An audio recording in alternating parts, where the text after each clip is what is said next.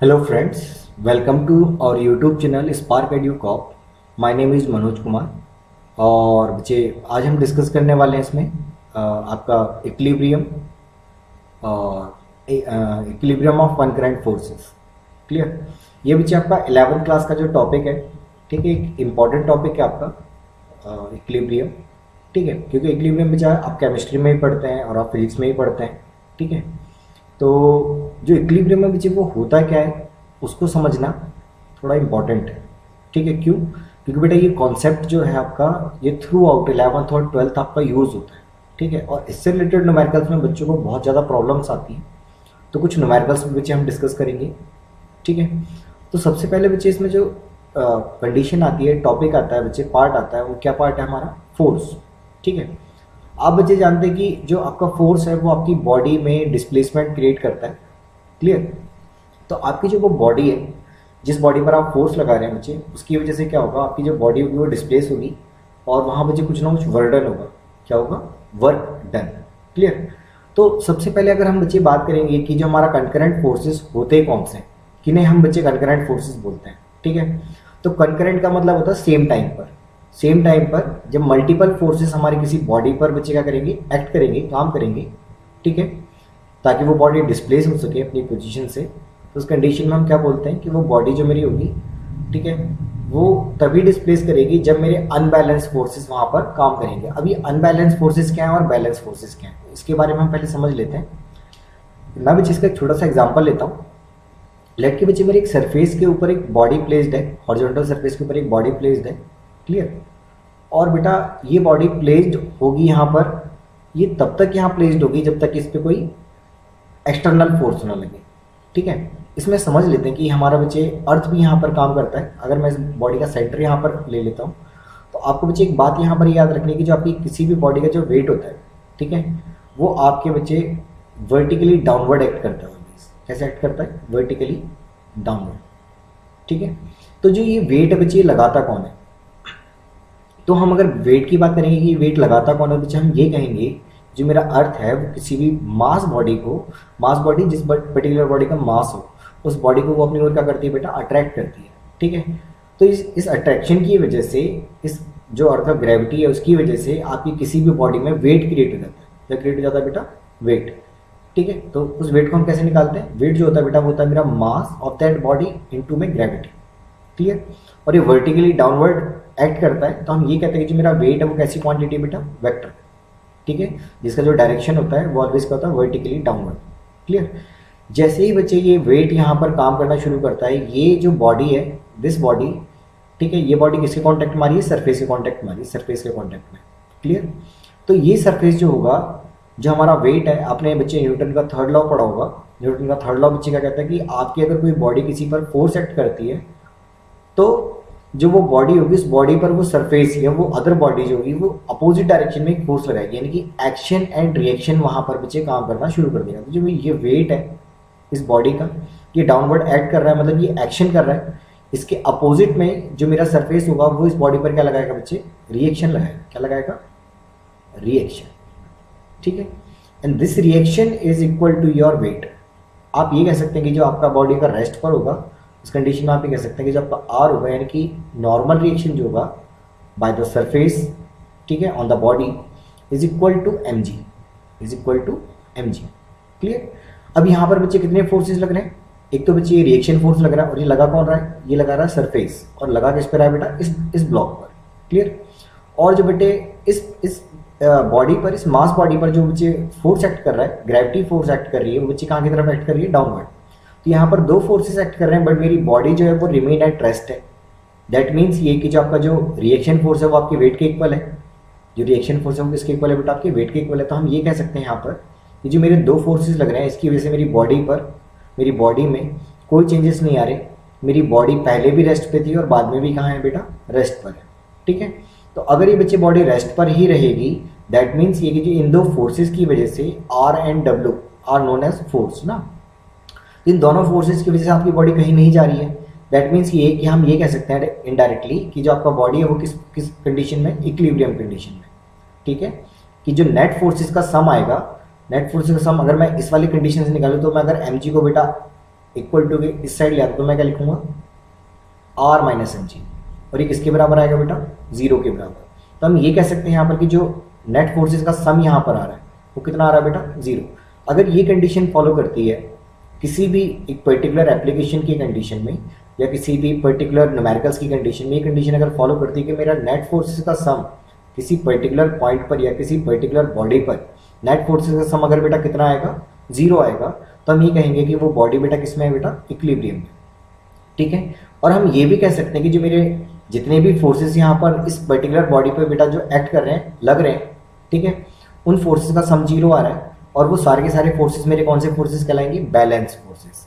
कौन से forces, balance, क्योंकि ये बॉडी की जो पोजीशन है वो चेंज नहीं हो रही है, इसीलिए हम उस फोर्सेस को क्या नाम देंगे, बैलेंस फोर्सेस। तो अगर बेटा आपकी बॉडी पर एक से ज़्यादा फोर्सेस काम करते हैं, लगते हैं, तो उस कंडीशन में, और अगर आपकी बॉडी बच्चे डिस्प्लेस नहीं करती, एक पॉइंट से दूसरे पॉइंट तक मूव नहीं करती है, ठीक है, तो हम ये कह सकते हैं कि जो उस बॉडी पर लगने वाले जितने भी फोर्सेस हैं, all forces are known as balance forces. Clear. तो आप अगर यहाँ पर ध्यान से देखेंगे इस एग्जाम्पल में, जो आपका वेट है, जैसे ही वो वेट उस सरफेस पर रखा गया, वो मास उस सरफेस पर रखा गया, ठीक है, तो उस कंडीशन में जैसे ही वो वेट एक्ट करेगा, मेरा वेट मेरी पिक्चर में आएगा, सेम टाइम पर मेरा reaction by the surface on the body लगना शुरू हो जाएगा। क्लियर। तो सेम टाइम पर ये बॉडी पर एक्ट कर रहे हैं। तो इसी की बात अगर बच्चे हम इस डेफिनेशन की अगर तरफ देखते हैं तो क्या कहता है बेटा, force acting at the same point. ठीक है, एक ही पॉइंट पर बच्चे क्या करें, आपके फोर्स एक्ट कर रहा हो, ठीक है, on a body, are called concurrent forces. तो ये जो आर एंड डब्ल्यू है यहाँ पर, रिएक्शन और जो वेट है मेरा, these are known as concurrent forces. Clear. अब अगर हम बच्चे यहाँ पर आगे इसमें देखते हैं तो क्या कहता है कि वरना number of forces act on a body at the same time और सेम पॉइंट। ठीक है, एक सेम टाइम पर मेरे अगर एक से ज़्यादा फोर्सेस वहाँ पर एक्ट करते हैं, ठीक है, तो आपकी जो वो बॉडी होगी, जो वो फोर्सेस होंगे, वो अनबैलेंस फोर्सेस होंगे। अगर आपकी बॉडी डिस्प्लेस कर रही है, आपकी बॉडी एक पॉइंट से कहाँ जा रही है बेटा, दूसरे पॉइंट तक जा रही है। अगर आपकी बॉडी एक पॉइंट से दूसरे पॉइंट तक जाती है, दैट मीन्स ये कि वो फोर्सेस जो मेरे होंगे वो अनबैलेंस फोर्सेस होंगे। अदरवाइज अगर आपकी बच्चे, मैं अगर यहाँ से सरफेस जो है बच्चे, अगर ये सरफेस यहाँ से मैं गायब कर दूँ, ठीक है, और मैं बॉडी को बेटा फ्रीली छोड़ दूँ, तो मेरी बॉडी कहाँ की तरफ जाएगी, मेरी बॉडी जाएगी फॉल, डाउनवर्ड।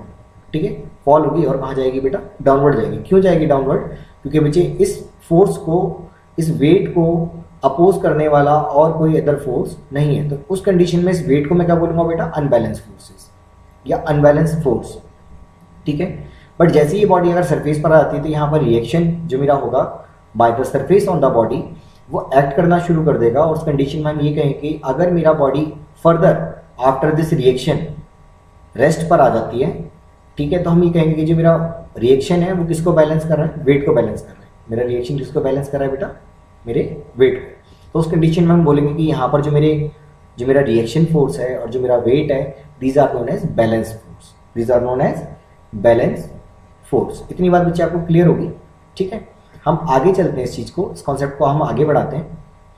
ठीक है, अब बच्चे अगर मैं इसको थोड़ा सा और सुटेबल फॉर्म में अगर आपको बताऊं बच्चे, तो जो आपका इक्विलिब्रियम कॉन्सेप्ट है, ठीक है, ये क्या कहता है कि अगर आपके किसी पर्टिकुलर पॉइंट पर एक से ज़्यादा फोर्स लग रहे हैं, मल्टीपल फोर्सेस लग रहे हैं, up to n forces, 1 2 3 up to n, ठीक है, तो अगर ये इक्विलिब्रियम कॉन्सेप्ट कहता है कि आपके n फोर्सेस का जो सम होगा बेटा, n फोर्सेस का जो क्या होगा, सम होगा, ठीक है, वेक्टर सम, n फोर्सेस का जो वेक्टर सम होगा, अगर मैं उसको सम करता हूँ तो वो बेटा कितने के बराबर आएगा, 0 के बराबर। यानी कि आपके जो नेट फोर्सेस होंगे किसी पर्टिकुलर पॉइंट पर, ठीक है, पर्टिकुलर टाइम पर और पर्टिकुलर पॉइंट पर, सेम टाइम पर, तो उस कंडीशन में हम बोलेंगे कि अगर मेरे नेट फोर्सेस का सम कितना आता है, 0 आता है, तो हम ये कहेंगे कि जो मेरा सिस्टम है और जो मेरा बॉडी है वो किसमें है बेटा, इक्विलिब्रियम कंडीशन में। किसमें, इक्विलिब्रियम कंडीशन में। तो एक स्टेटमेंट तो यहाँ से ये वाली बात बच्चे आपको याद रहनी चाहिए कि नेट फोर्स का सम किसी भी पर्टिकुलर पॉइंट पर अगर वो 0 आता है सम करने पर, वेक्टर सम करने पर, तो हम कहेंगे कि जो मेरी बॉडी है वो किसमें है बेटा, मेरी इक्विलिब्रियम कंडीशन में। क्लियर। इसको बच्चे हम थोड़ा और अच्छे तरीके से समझते हैं यहाँ पर कि बच्चे मेरे यहाँ पर 3 फोर्सेस एक्ट कर रहे हैं। ये ब्लू कलर से मैंने यहाँ पर बच्चे इस फोर्स को मैं नाम देता हूँ F1, ठीक है। दूसरा फोर्स बच्चे ये एक्ट कर रहे हैं, इसको मैं नाम देता हूँ F2। अब अगर बच्चे मैं इसको समझूँ कि मेरे वेक्टर में आपको एक चीज़ पढ़ाई जाती है बेटा कि अगर आपके 2 फोर्स सेम टाइम पर इस पर्टिकुलर पॉइंट पर आपके 2 फोर्स अगर एक्ट करेंगे तो इन दोनों फोर्सेस का जो रिजल्टेंट होगा, इन दोनों की वजह से जो बच्चे नेट फोर्स एक्ट करेगा that is known as resultant force, that is your F R, ठीक है, जिसकी डायरेक्शन ये आपको नजर आ रही है, ठीक है। तो इस कंडीशन में क्या हो जाए, मेरा एफ आर होगा, this is known as resultant force, clear. और इसके अपोजिट में बच्चे मैं इसको एक थर्ड फोर्स मान लेता हूँ यहाँ पे इसके अपोजिट में, जो कि F3 होगा। और जो मेरा F3 होगा बेटा वो FR के अगर मैं एग्जैक्टली इक्वल मान लेता हूँ तो हम ये बोलेंगे कि ये जो FR है या जो F3 है, F3 is the opposite vector और opposite force of the FR, clear.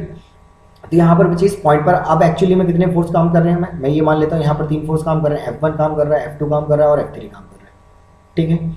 अगर मैं इन तीनों फोर्सेज का सम निकालता हूँ, इन तीनों फोर्सेज का बेटा क्या निकालता हूँ, सम निकालता हूँ, मैं F1 करता हूँ प्लस F2 करता हूँ प्लस F3 करता हूँ, ठीक है। तो वो बेटा मुझे कितना देगा, 0 देगा।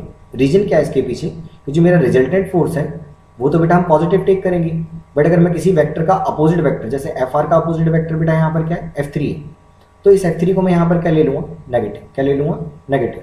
और जो बेटा F3 है मेरा, ठीक है, ये FR का अपोजिट वेक्टर है। और अगर मैं बात करूं कि भैया मेरा FR कितना आएगा, तो हम ये कहेंगे कि जो मेरा FR आएगा बेटा ये आएगा F1 प्लस F2, कितना आएगा, F1 प्लस F2, यानी कि जो मेरे वेक्टर्स होंगे F1 और F2 का जो वेक्टर सम आएगा वो मुझे क्या दे देगा, FR।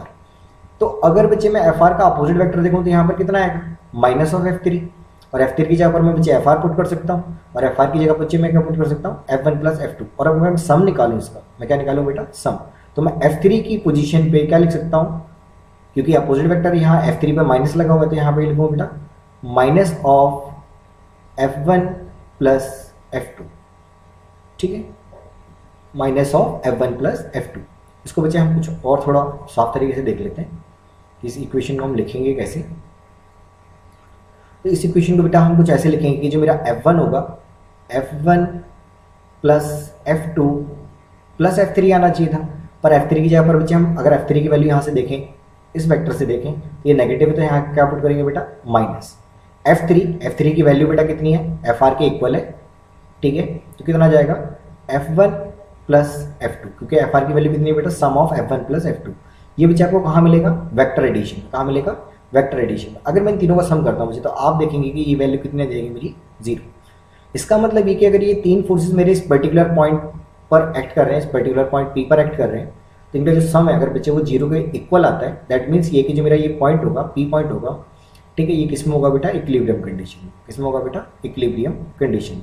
एक कंडीशन तो बेटा यहाँ से बनती है जो कि आपको न्यूमेरिकल्स में बहुत ज़्यादा हेल्प करेगी, ठीक है। अब अगर बच्चे मैं इस वाली कंडीशन को यहाँ पर देखता हूँ, इस वाली कंडीशन में देखता हूँ, यहाँ पर बच्चे लेट कर लेते हैं, मेरे 3 फोर्सेस हैं, F1 प्लस F2, ये 2 फोर्सेस मेरे यहाँ एक्ट कर रहे हैं, और एक थर्ड वेक्टर है बच्चे जो कि जस्ट इसके अपोजिट जा रहा है, इधर जा रहा है। तो मैं अगर F1 और F2 को अगर सम करता हूँ, वेक्टर सम करता हूँ, तो मुझे थर्ड वेक्टर जो मिलेगा वो इस डायरेक्शन में मिलेगा, इस डायरेक्शन में, अकॉर्डिंग टू वेक्टर एडिशन। और वो कितना मिलेगा बेटा, वो मिलेगा मुझे FR, और ये FR कितना मिलेगा, again F1 plus F2, F1 plus F2। But यहाँ पर जो वेक्टर का डायरेक्शन है ये अपोजिट है इसके, तो मैं इसको बच्चे अगर मैं सिंपली देखूँ तो इसको मुझे नेगेटिव में इंडिकेट करना पड़ेगा, और अगर मैं नेगेटिव में इंडिकेट करूँगा बच्चे, और मैं अगर इन तीनों वेक्टर का सम करता हूँ, इन तीनों वेक्टर का अगर मैं क्या करता हूँ बेटा, सम किस किस का, FR का, F2 का और F1 का, तो कितना आना चाहिए बेटा, वो आना चाहिए मेरा 0। F1 plus F2 plus FR जो आएगा बेटा वो कितना आएगा मेरा, 0। क्यों आएगा, क्योंकि बेटा FR जो है वो नेगेटिव है, तो यहाँ पर जब मैं नेगेटिव पुट करूँगा और FR की जब मैं वैल्यू पुट करूँगा तो ओवरऑल कितना आ जाएगा मेरा, 0। तो एक कंडीशन ये भी, इस कंडीशन की बच्चों, इस कंडीशन को हम बोलते क्या है, इसको हम बोलते हैं बेटा साइक्लिक वेक्टर्स। ये भी वेक्टर एडिशन का ही पार्ट है, ठीक है। साइक्लिक वेक्टर्स का मतलब ये होता है बच्चे कि अगर कोई पर्टिकुलर वेक्टर कहीं से स्टार्ट होता है, ठीक है, जैसे मेरा F1 यहाँ से स्टार्ट हुआ, F1 यहाँ से स्टार्ट हुआ, और इसका बच्चे टर्मिनेशन पॉइंट आपको यहाँ दे रखा है, ठीक है, this is your F1। And बच्चे F1 के जो टर्मिनेशन पॉइंट से अगर मैं एक सेकंड वेक्टर F2 इंडिकेट करता हूँ, ठीक है, तो F2 का जो इनिशियल पॉइंट होगा वो F1 का टर्मिनेशन पॉइंट कहलाएगा, इनिशियल पॉइंट, ठीक है। और जो मेरा F2 का जो टर्मिनेशन पॉइंट होगा वहाँ से मैंने एक थर्ड वेक्टर ड्रॉ किया है, दिस इज योर F3 और समथिंग FR ना, रिजल्टेंट वेक्टर आप ड्रॉ कर सकते हैं। तो अगर मैं इस तरीके से साइक्लिक वेक्टर बनाता हूँ और एक साइकिल की फॉर्म में बनेगा, क्योंकि डायरेक्शन क्या हो रहा है, पहले ये इधर जा रहा है, फिर इधर जा रहा है और फिर इधर जा रहा है, यानी कि आपका जो रिजल्टेंट वेक्टर है अगर वो फिर दोबारा से आपके फर्स्ट वेक्टर के इनिशियल पॉइंट से अगर ऐड हो जाता है या ज्वाइंट हो जाता है तो उस कंडीशन में इन तीनों वेक्टर का सम जो बच्चे आएगा कितना आएगा, 0 आएगा। इस तरीके के वेक्टर्स को हम क्या बोलते हैं बेटा, साइक्लिक वेक्टर। मैं इसको बच्चे और तरीके से समझाता हूँ आपको कि मेरा एक वेक्टर ये रहा, एक वेक्टर बेटा यहाँ पर एक्ट कर रहा है, एक वेक्टर बेटा यहाँ पर एक्ट कर रहा है और एक वेक्टर बेटा यहाँ पर एक्ट कर रहा है। ये चारों वेक्टर एक्ट कर रहे हैं and this final vector again reach to the initial vector, ठीक है। और अगर ये वेक्टर ए है, ये बी है, ये सी है और ये डी है, तो अगर मैं इन सभी का सम करूँगा यानी कि मैं vector A plus vector B plus vector C plus vector D, अगर मैं ये करता हूँ तो ये कितने के बराबर आएगा बेटा, 0 के। तो साइक्लिक वेक्टर की अपनी एक प्रॉपर्टी है, ये प्रॉपर्टी बच्चे न्यूमेरिकल्स में बहुत ज़्यादा हेल्प करती है हमारी, ठीक है। कभी कभी हमारे जो ऑब्जेक्टिव क्वेश्चंस हैं बच्चे वो डायरेक्टली इस पर पुट हो जाते हैं, ठीक है। इतनी बात बच्चे आपको क्लियर हो चुकी होगी, ठीक है, कि हमारे इक्विलिब्रियम कंडीशन कहती क्या है। इक्विलिब्रियम के बच्चे एक जनरल स्टेटमेंट है कि आपके नेट फोर्सेस का सम कितना आना चाहिए, 0 आना चाहिए। कितना आना चाहिए बेटा, 0। क्लियर। हम चलते हैं बच्चे अपनी नेक्स्ट स्लाइड पर, ठीक है। The condition of the equilibrium of the number of forces act at the same point is that the vector sum ना इज इक्वल टू 0। जो बात बच्चे अभी मैं आपसे कह रहा था कि मेरे नेट फोर्सेस का सम जो आना चाहिए कितना आना चाहिए, 0 आना चाहिए। यानी कि मैंने F1 plus F2 up to Fn अगर मैं सम करता हूँ तो कितना आना चाहिए बेटा, वेक्टर सम अगर 0 आता है, ठीक है। आपको बच्चे इस चीज़ को अप्लाई करने के लिए वेक्टर पढ़ना बहुत ज़रूरी है, ठीक है। और वेक्टर आपको पता होना चाहिए बच्चे, ये एक ऐसा चैप्टर है जो आपका बच्चे 11 के थ्रू आउट लास्ट चैप्टर तक आपका पीछा नहीं छोड़ेगा, ठीक है। तो वेक्टर को बच्चे बहुत यूनिकली आपको पढ़ना चाहिए। एडिशन हो गया, इसमें वेक्टर एडिशन, ठीक है। सब्ट्रैक्शन, मल्टीप्लिकेशन में इसके 2 टाइप के हैं बेटा, ठीक है। मल्टीप्लिकेशन जो आपका वेक्टर है वो 2 तरीके का, कौन कौन सा है बेटा, डॉट प्रोडक्ट है और बेटा क्रॉस प्रोडक्ट है, ठीक है। तो ये दोनों तीनों चीज़ें जो बच्चे आपकी हैं ये आपको ध्यान से समझनी चाहिए। इस पर जितने न्यूमेरिकल्स हो सकते हैं उतने न्यूमेरिकल्स करने चाहिए, ठीक है। तभी आपको बच्चे कॉन्सेप्ट जो होगा वो डेप्थ लेवल पर जाकर क्लियर होगा, ठीक है। तो वेक्टर सम यानी कि जो कंडीशन है मेरी वो क्या कहती है बच्चे कि अगर आपके पर्टिकुलर पॉइंट पर आपके मल्टीपल फोर्सेस एक्ट करते हैं, ठीक है। आपके multiple forces with a different direction अगर एक्ट करते हैं और अगर मैं उनका वेक्टर सम करूं अगर वो 0 के बराबर आएगा तो हम ये कहेंगे जो मेरा पर्टिकुलर पॉइंट है वो किस में होगा बेटा, इक्विलिब्रियम में होगा। इक्विलिब्रियम का एक स्टेटमेंट ये कहता है बच्चे कि आपका जो पर्टिकुलर पॉइंट है उस पर नेट फोर्सेस का सम अगर 0 आता है और अगर किसी पर्टिकुलर बॉडी पर नेट फोर्सेस का सम अगर बेटा 0 है, दैट मीन्स ये कि उस बॉडी का जो एक्सेलरेशन होगा वो भी कितना होगा बेटा, 0। दैट मीन्स ये कि उसकी वेलोसिटी क्या हो सकती है बच्चे, इक्वल टू कांस्टेंट। एक्सेलरेशन 0 होने का मतलब क्या है कि वो उसकी वेलोसिटी कांस्टेंट होगी। अब कांस्टेंट के बच्चे जो मीनिंग होते हैं वो क्या क्या हो सकते हैं। कांस्टेंट का मतलब बच्चे रेस्ट भी हो सकता है और दूसरा मीनिंग हो सकता है बेटा यूनिफॉर्म मोशन। दूसरा मीनिंग क्या हो सकता है, यूनिफॉर्म मोशन। ये वाली बात आपको जो यूनिफॉर्म मोशन वाली बात है ये भी आपको बच्चे क्लियर होनी चाहिए। ये आपको बच्चे आपके स्ट्रेट लाइन मोशन में पढ़ाया जाता है आपको, ठीक है। क्लियर किया जाता है कि यूनिफॉर्म मोशन होता क्या है। यूनिफॉर्म मोशन जहाँ पर आपके बच्चे जो स्पीड होगी हर एक पॉइंट पर वो क्या रहेगी, सेम रहेगी। अगर आपका बेटा स्पीड हर एक पॉइंट पर सेम रहता है दैट मीन्स कि आपका जो V1 होगा किसके बराबर होगा, V2 के बराबर होगा, ठीक है। रेस्ट की कंडीशन में भी ये कंडीशन फॉलो करती है क्या, बिल्कुल करती है बेटा। कि अगर आपका V1 इक्वल टू कितना आता है, V2 इक्वल टू 0 आता है, यानी कि वो पहले भी रेस्ट पर था और बाद में भी क्या है, रेस्ट पर है। अगर आपकी बॉडी इनिशियल और फाइनल दोनों ही कंडीशन में रेस्ट पर होती है तो भी आप ये कह सकते हैं कि आपका जो वेलोसिटी है वो क्या रहेगा बेटा, सेम। दैट मीन्स कि आपकी वेलोसिटी क्या रहेगी, कांस्टेंट। और जो बेटा आपका एक्सेलरेशन होता है, आपने पढ़ा होगा कि एक्सेलरेशन जो आपका होता है वो चेंज इन वेलोसिटी होता है, V2 माइनस V1 अपॉन में T2 माइनस T1, ठीक है। तो आपका जो बच्चे चेंज इन वेलोसिटी आएगा वो भी कितना आएगा बेटा, 0 आएगा। कितना आएगा, 0। दैट मीन्स ये कि आपका एक्सेलरेशन कितना हो जाएगा, 0 हो जाएगा, ठीक है। आपका कोई चेंज नहीं होगा। आपकी बॉडी जिस स्टेट में थी तो आपकी जो बॉडी की पर्टिकुलरली जो स्टेट होती है तो बच्चे वो रेस्ट पर होगा या फिर वो बेटा किस में होगा, यूनिफॉर्म मोशन में होगा। यानी कि उसकी स्पीड जो होगी हर एक पॉइंट पर क्या रहेगी, सेम रहेगी। तो हम उस कंडीशन में ये कह सकते हैं यूनिफॉर्म मोशन का एक एग्जाम्पल है बच्चे हमारा अर्थ हमारा सन के चारों चक्कर लगा रहा है, रोटेशन में, ठीक है। तो हमारा जो अर्थ है वो भी किस कंडीशन में आता है, इक्विलिब्रियम कंडीशन में आता है, ठीक है। क्योंकि अर्थ के ऊपर लगने वाली नेट फोर्स का सम कितना होता है बेटा, 0। क्लियर। तो यहाँ तक की बात आई थिंक बच्चे मेरे हिसाब से आपको क्लियर होनी चाहिए, ठीक है। नेक्स्ट बच्चे की जो आपका इक्विलिब्रियम की कंडीशन के लिए जो सबसे पहली जो थ्योरम है बच्चे जो आपको पता होनी चाहिए, क्योंकि बेटा ये शॉर्टकट की तरह से यूज़ की जाती है, ठीक है। आपके बड़े बड़े न्यूमेरिकल्स को 2 स्टेप में सॉल्व कर सकती है। कौन सी, आपकी लामीज थ्योरम। कौन सी थ्योरम बेटा, लामीज थ्योरम, ठीक है। ये कहती है बेटा कि if the 3 forces acting on a particular particle ठीक है, आपके पार्टिकल पर बच्चे आपकी मल्टीपल 3 फोर्सेस काम कर रहे हैं, एक्ट कर रहे हैं, and your body keep in equilibrium, keep it in equilibrium. तो इक्विलिब्रियम का बच्चे वो बॉडी यानी कि वो पार्टिकल मूव नहीं कर रहा है। Then each forces is proportional to the sine of angle between the other 2 forces. अब इस बात को बच्चे हम समझते हैं इस डायग्राम से। लेट की बेटा यहाँ पर एक फोर्स एक्ट कर रहा है F1, ठीक है, यहाँ पर एक फोर्स एक्ट कर रहा है बेटा ये वाला F2, और यहाँ एक्ट कर रहा है बेटा एक फोर्स मेरा F3। आपके 3 फोर्स एक्ट कर रहे हैं, ठीक है। ये एंगल बेटा मैं मान लेता हूँ कि ये एंगल अल्फा है, ठीक है। ये एंगल बेटा मैं मान लेता हूँ कि ये एंगल बेटा मेरा बीटा है, और इस वाले एंगल को बेटा मैं मान लेता हूँ कि ये एंगल मेरा गामा है। क्लियर। अब बात आती है हमारी स्टेटमेंट की। लामिश थ्योरम कहती है कि बेटा ये कहती है कि अगर मेरा ये जिस पॉइंट पर ये तीनों फोर्स लग रहे हैं, इस पर्टिकुलर पॉइंट पर, इस पर्टिकुलर पॉइंट का मैं नाम देता हूँ P, इस पर्टिकुलर P पॉइंट पर जो 3 फोर्सेस एक्ट कर रहे हैं, ठीक है, और ये पर्टिकुलर P पॉइंट जो होगा अगर मेरा वो इक्विलिब्रियम में होगा तो इन तीनों फोर्सेस का सम कितना आना चाहिए? 0, according to previous statement. And according to Lami's statement ये क्या कहता है बेटा कि जो आपका फोर्स होगा, जैसे बच्चे मैं F1 की अगर मैं बात करूँ, ठीक है, if my P point is in equilibrium, अगर P पॉइंट मेरा किस में होगा बेटा? इक्विलिब्रियम में होगा, तो उस कंडीशन में ये कहता है कि जो आपका फोर्स होगा F1 जो बेटा आपका फोर्स होगा वो प्रोपोर्शनल होगा किसके? Sine of sine theta cos theta आपने पढ़ा है, sine of the angle between other 2 forces. तो F1 के साथ में तो एंगल कौन कौन से बन रहे हैं बेटा? गामा बन रहे हैं और बीटा बन रहे हैं। कौन सा एंगल बच्चे बन रहा है? नहीं बन रहा है अल्फा। तो अल्फा किस किस के बीच में बच्चे बन रहा है एंगल मेरा? F2 और F3 के बीच में। तो ये कॉन्सेप्ट ये कहता है कि जो आपका जो फोर्स होगा, ठीक है, वो प्रोपोर्शनल होगा sine of the angle between the 2 other forces. तो F1 के अपोजिट में जो बन रहा है बच्चे एंगल वो कौन सा है मेरा? अल्फा। क्लियर। सिमिलरली अगर मैं बच्चे बात करूं F2 की, तो F2 जो होगा वो किसके प्रोपोर्शनल आएगा? F2 जो बेटा प्रोपोर्शनल आएगा, F2 के साथ में कौन सा एंगल बन रहा है? अल्फा बन रहा है और गामा बन रहा है। कौन सा एंगल बेटा नहीं बन रहा है? बीटा। तो बीटा बन किसके बीच में रहा है बच्चे? बीटा एंगल बन रहा है मेरा F1 और F3 के बीच में। तो हम ये कहेंगे कि जो मेरा F2 होगा वो प्रोपोर्शनल होगा sine of angle of beta, ठीक है।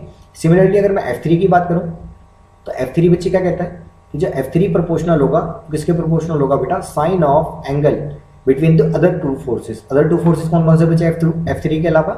F2 और F1। तो F2 और F1 के बीच में एंगल कितना बन रहा है बेटा? गामा। तो हम क्या करेंगे यहाँ पे? Sine of gamma. ये प्रोपोर्शनल होंगे, ये क्या होंगे बेटा? प्रोपोर्शनल।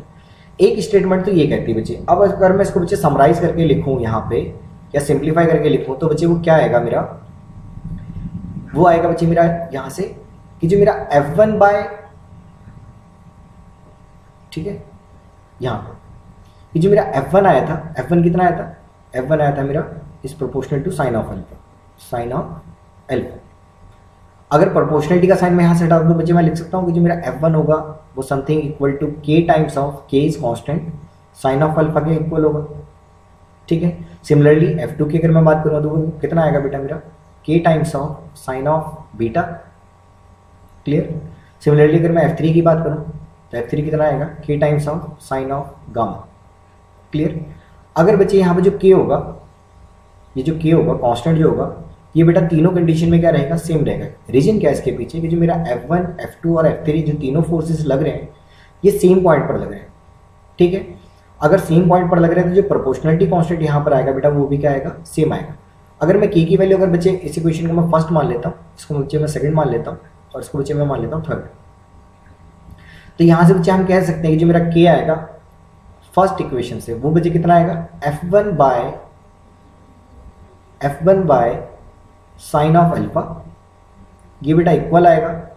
अगर मैं सेकंड इक्वेशन से बात करूँ तो कितना आएगा? K F2 by sine of beta. और अगर बच्चे मैं बात करूँ थर्ड इक्वेशन से तो ये कितना आएगा? F3 by sine of gamma. यहाँ तक की बात बच्चे क्लियर है? यानी कि जो तीनों फोर्सेस का जो ये रेशियो आएगा ये क्या आएगा? इक्वल। तीनों फोर्सेस का जो रेशियो आएगा ये क्या आएगा बेटा? इक्वल। इसको आप बच्चे अपनी कॉपी में नोट डाउन कर लें। और यहाँ पर बच्चे मैंने आपको एक चीज़ नहीं बताई, मैं आपको बता देता हूँ। यहाँ पर बच्चे मैंने मॉड लगाया। क्या लगाया? मॉड। दैट मीन्स ये कि जो मेरा फोर्स है F1, F2 या F3, इनकी डायरेक्शन से मुझे कुछ लेना देना नहीं है यहाँ पे लामिश थ्योरम के अकॉर्डिंग, ठीक है।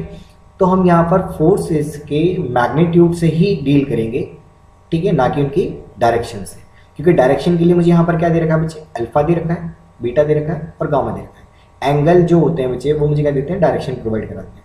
तो यहाँ पर अगर हम बात करेंगे सिंपली, तो यहाँ पर ये वाला जो स्टेटमेंट है, this is your Lami's theorem, ठीक है। तो लामीज थ्योरम का जो रिजल्ट आया है, इस रिजल्ट का बेटा हम यूज करेंगे इन योर न्यूमेरिकल्स। क्लियर। हम चलते हैं बच्चे आगे, इस इक्वेशन को आप अपनी कॉपी में नोट कर लेंगे, ठीक है। यहाँ तक की बात बच्चे आपको क्लियर होनी चाहिए, तभी आप बच्चे न्यूमेरिकल्स में आगे बढ़ पाएंगे, ठीक है। सबसे पहले बच्चे इस एग्जाम्पल को समझते हैं। ये आपका एक क्वेश्चन है, ठीक है। ये क्वेश्चन कहता है क्या है, इस चीज़ को हम बच्चे समझ लेते हैं। और अगर हमें लामीज थ्योरम लगानी है या लामीज की स्टेटमेंट लगानी है, लामीज थ्योरम का हमें एप्लीकेशन यूज़ करना है, तो बच्चे मेक श्योर कि आपको जो आपके फोर्सेस लग रहे हैं, उन सभी फोर्सेस के बीच में आपको एंगल जो होगा वो आपको क्लियर होना चाहिए कितना कितना है। अगर आपके डायग्राम में वो चीज़ें गिवन नहीं है तो फाइंड दैट, ठीक है। पहले उन्हें फाइंड आउट कर लीजिए, फाइंड आउट करने के बाद ही बच्चे आप लामीज थ्योरम लगा सकते हैं, अदरवाइज बच्चे पॉसिबल नहीं।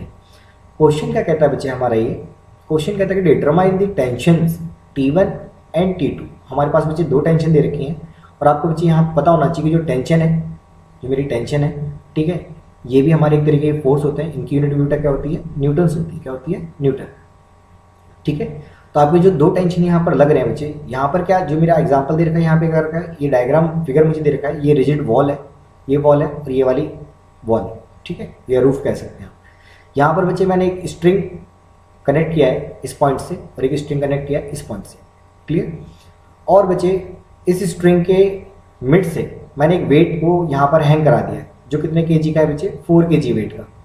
अब आपको बच्चे यहाँ से मैं एक चीज़ और बताऊंगा कि 4 kg वेट आपके बच्चे जो फोर्स है, ठीक है, ग्रेविटेशनल फोर्स जो है बच्चे, वो kg वेट और kg वेट और kgf में भी इंडिकेट किए जाते हैं, ठीक है।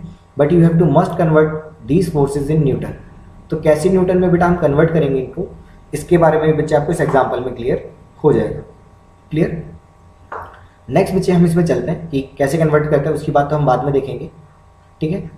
सबसे पहले बच्चे हम इस क्वेश्चन को पहले समझ लेते हैं कि हमें करना क्या है। अब अगर बच्चे आप यहाँ पर देखेंगे, जो मेरा टेंशन होगा, सिंपल सी बात है, टेंशन जो होता है इसका भी रूल याद रखेंगे, जो टेंशन मेरी होती है वो फिक्स पॉइंट की तरफ लगती है हमेशा, towards the fix point.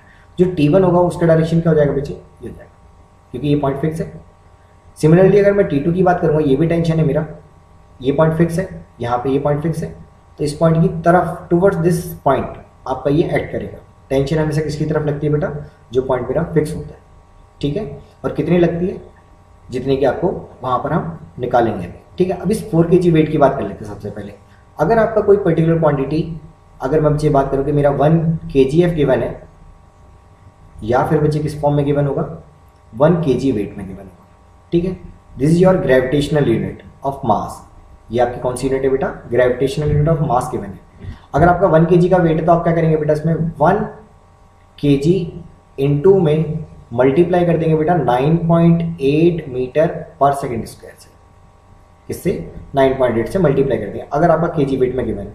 Then your force और weight in newton is 9.8 newton, clear. अगर बच्चे आपको ये जो यूनिट है हमारी मास की, आपकी MKS यूनिट है, बड़ी यूनिट है, बिगर यूनिट है। अगर आप इसको बच्चे CGS की बात करेंगे तो CGS में किस फॉर्म में गिवन होता है, 1 GF और 1 gram weight, G gram weight, ठीक है। इस तरीके से आपको गिवन होता है। अगर आपको इसमें भी कन्वर्ट करना तो क्या करेंगे बेटा, 1 ग्राम इंटू में आप मल्टीप्लाई कर देंगे बेटा किससे, 980 से, सेंटीमीटर पर सेकेंड स्क्वायर। तो यहाँ से ये जो यूनिट बनेगी किस में आएगी बेटा, ये डाइन में आएगा। किस में आएगा, डाइन में। तो कितना आएगा, 980 डाइन। आपको पता होना चाहिए बेटा, डाइन जो है वो किसकी यूनिट है, फोर्स की। कौन सी, CGS यूनिट है। और न्यूटन बच्चे कौन सी यूनिट है, MKS यूनिट है, ठीक है। अब यहाँ से अगर हम बात करेंगे अकॉर्डिंग टू क्वेश्चन, अगर हम चलते हैं बच्चे, इसको आप नोट कर लें, ठीक है। ये भी आपके लिए इंपॉर्टेंट पार्ट है क्योंकि ये गलतियाँ कर देते हैं न्यूमेरिकल्स में। आपको जनरली वेट जो होता है वो या तो GF या आपका ग्राम वेट या आपका ये KGF या KG वेट में आपको गिवन होता है, ठीक है। अब बच्चे हम अपने न्यूमेरिकल्स की तरफ चलते हैं। अब आप इन टेंशन्स को फोर्स की तरह ऐड करो, ठीक है। ये टेंशन, एक फोर्स तो आपको ये गिवन है, एक फोर्स आपको ये गिवन है। जो KG वेट में गिवन है must be converted into Newton. तो ये वेट लग कहाँ रहा होगा बेटा, ये वर्टिकली लग रहा होगा। मैंने आपको बताया कि वेट जो होता है वो वर्टिकली हमेशा कहाँ लगता है, वर्टिकली डाउनवर्ड। ठीक है, कितना लग रहा होगा, W। ठीक है, कैसे निकालेंगे इसको केजी वेट को, तो हम क्या करेंगे बेटा, 4 kg इंटू में 9.8 मीटर पर सेकेंड स्क्वायर। तो कितना आ जाएगा बच्चे, तो 9.8 इंटू में 4, यहाँ से आपका कितना आ जाएगा, ये न्यूटन में आ जाएगा। यहाँ से वैल्यू किसमें आ जाएगा बेटा, न्यूटन। इतनी बात क्लियर है। अब आपका इसका एक फ्री बॉडी डायग्राम भी हम बना सकते हैं यहाँ पर। ठीक है, इस पॉइंट के रिगार्डिंग, इस पॉइंट को बच्चे हम पी पॉइंट मान लेते हैं। आपको ये एंगल गिवन है, ये 60 डिग्री का है, तो बेटा ये एंगल कितने का होगा, ये हो जाएगा बच्चे आपका 90 का। ठीक है, और ये वाला एंगल भी कितने का हो जाएगा बेटा, 90 का। ठीक है, आपको पता है बच्चे कि अगर मैं इन चारों एंगल्स का सम करूँ, कौन कौन से, इस वाले एंगल की बात करूँ, ये एंगल मुझे पता नहीं है और ये एंगल मुझे यहाँ से निकालना है, तो कितना आएगा। ठीक है, तो इस एंगल की अगर मैं बात करूँ तो ये एंगल कितना आ जाएगा मेरा यहाँ से, अगर मैं बात करूँ बेटा कि चारों एंगल का सम कितना होना चाहिए, 180, तो हम कहेंगे बच्चे कि 90 प्लस 90, दो एंगल आपको 90 दे रखे हैं, एक 60 दे रखा है, प्लस 60 प्लस जो मुझे नोन नहीं है मैं उसको थीटा मान लेता हूँ, इज इक्वल टू कितना आना चाहिए बेटा, यह आना चाहिए 360 के ऊपर, 360। सम करेंगे कितना हो जाएगा बच्चे, 240। इन तीनों को सम करेंगे कितना आ जाएगा, 240। क्लियर, तो थीटा प्लस में 240 इज इक्वल टू कितना बेटा, 360। एंड थीटा कितना आ जाएगा बेटा, यहाँ से आपका थीटा आ जाएगा 360 माइनस 240। क्लियर, सिंप्लीफाई करेंगे तो कितना आएगा बच्चे, 60 यहाँ से बचेगा और 60 वहाँ से, तो कितना आ जाएगा बेटा 120 करो, 120 डिग्री। तो आपको बच्चे ये वाला एंगल नोन हो गया, ये वाला एंगल नोन हो गया, इस एंगल की वैल्यू कितनी आ गई, 120 डिग्री। एक एंगल आपको पता लग गया यहाँ से। इस एंगल की अगर मैं बच्चे बात करूँगा, इस एंगल की, तो ये एंगल कितना है, 90 डिग्री। कितना है, 90 डिग्री।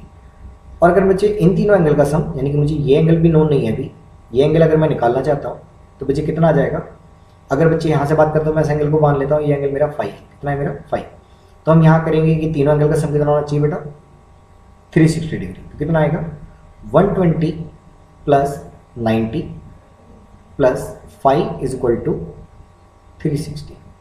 अगेन कितना हो जाएगा बच्चे, ये हो जाएगा बच्चे 210 plus 5 is equal to 360 and your 5 will be equal to 360 minus 210। इतनी बात आपको क्लियर होगी।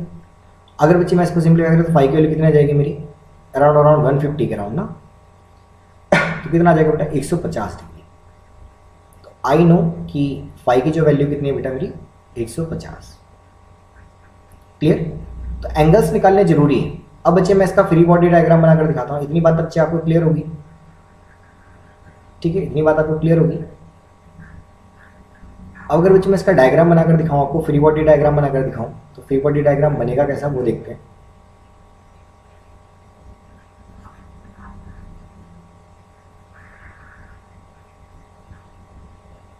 चलिए, पी पॉइंट के रिगार्डिंग आपके 3 फोर्सेस एक्ट कर रहे हैं, यहाँ देखेंगे 3 फोर्सेस एक्ट कर रहे हैं। एक फोर्स तो एक टेंशन बच्चे आपका यहाँ की तरफ लग रहा है, कितना लग रहा है T1। एक टेंशन बेटा आपका यहाँ की तरफ लग रहा है, कितना लग रहा है बेटा T2। और एक बेटा जो नीचे की तरफ एक्ट कर रहा है, ठीक है, वो आपका वेट है, और वो बेटा कितना लग रहा है आपका W। लेट कर लेते हैं, ठीक है, W की वैल्यू कितनी बेटा 9.4 इंटू 9.8 इंटू 4। ठीक है, मैथमेटिकल सिंप्लीफिकेशन बच्चे करेंगे आप इसका। अब आपको बच्चे यहाँ से एंगल क्लियर हो गए, ये एंगल कितना है, ये एंगल कितना है, और ये एंगल कितना है। ये एंगल बेटा आपका 150 आ गया, ये एंगल बेटा आपका 120 आ गया, ये एंगल बेटा आपका 90 आ गया। अब अगर बच्चे यहाँ पर हम लामिश थ्योरम की बात करें, तो यहाँ पर 3 फोर्सेस एक्ट कर रहे हैं, और जो मेरा पी पॉइंट है वो इक्विलिब्रियम में, ठीक है, किसमें बेटा इक्विलिब्रियम, वो कहीं शिफ्ट नहीं कर रहा, वो कहीं पे बेटा मूव नहीं कर रहा। ठीक है, तो अगर हम इसकी बात करें तो हम क्या लिखेंगे लामिश थ्योरम के अकॉर्डिंग, जो मेरा T1 है, जो मेरा बेटा क्या है T1 है, T1 के अपोजिट में जो एंगल बन रहा है वो कितना बन रहा है बेटा 90। तो हम क्या लिखेंगे T1 अपॉन में sine of 90 is equal to T2 के अपोजिट में कौन सा बन रहा है बेटा 150। तो क्या लिखेंगे T2 अपॉन में साइन ऑफ 150। ठीक है, और जो बेटा आपका वेट है, वेट के अपोजिट में कौन सा एंगल बन रहा है 120, तो क्या लिखेंगे W अपॉन में साइन ऑफ 120। इतनी बात आपको क्लियर है।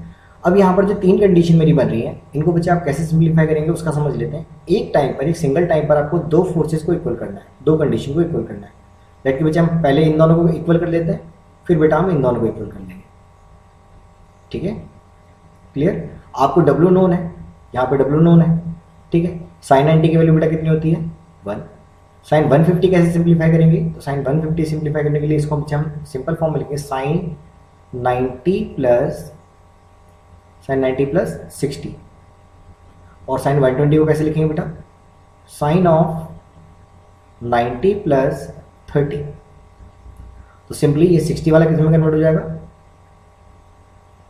ये 60 वाला बेटा आपका कन्वर्ट हो जाएगा 90 प्लस थीटा, कॉस में कन्वर्ट होता है, ये वाली बात आपको पता होनी चाहिए। साइन 90 प्लस थीटा किस में हो जाएगा बेटा, कॉस में। तो कितना आ जाएगा कॉस 60, और ये बेटा कितना आ जाएगा कॉस 30। क्लियर। अब अगर बच्चे हम यहाँ से पहले दो कंडीशन को इक्वल करते हैं, T1 को और W को, अगर मैं इसको फर्स्ट कंडीशन लेकर चलता हूँ, मैं इसको पहले बराबर कर लेता हूँ, तो यहाँ से T1 मेरे लिए निकालना आसान हो जाएगा। तो T1 कितना आएगा, क्योंकि बेटा साइन 90 की वैल्यू 1 हो गई, तो T1 कितना आ जाएगा W अपॉन में साइन ऑफ कितना बेटा, सॉरी कॉस। तो कॉस ऑफ कितना आ जाएगा, कॉस ऑफ 30। कॉस 30 की वैल्यू यहाँ पे आप पुट कर देंगे, W आपको बेटा नोन है, T1 आपका यहाँ से निकल जाएगा।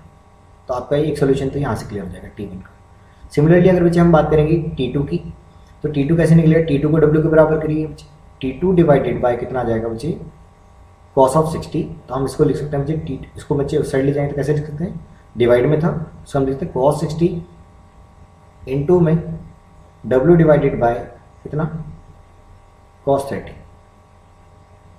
अब आपको सिर्फ यहाँ पर बच्चे वैल्यूज पुट करनी है, cos 60 you know, cos 30 you know, W you know कितना कितना है, तो यहाँ से बेटा आपका क्या निकल जाएगा T2। तो लामिश थ्योरम जो बच्चे होता है वो आपको क्या करता है, आपको अगर बच्चे तीनों फोर्सेस के बीच में जो एंगल्स हैं, if you know then you have to find the solution easily. Clear. हम बच्चे अपने नेक्स्ट न्यूमेरिकल पे चलते हैं। नेक्स्ट न्यूमेरिकल बच्चे आप खुद भी चाहें तो खुद भी सॉल्व कर सकते हैं, ठीक है। इसको बच्चे हम देखते हैं कि ये कहता क्या है। यहाँ पर बच्चे ये एंगल कितने डिग्री का दे रखा है, 30 डिग्री का, ये वाला एंगल।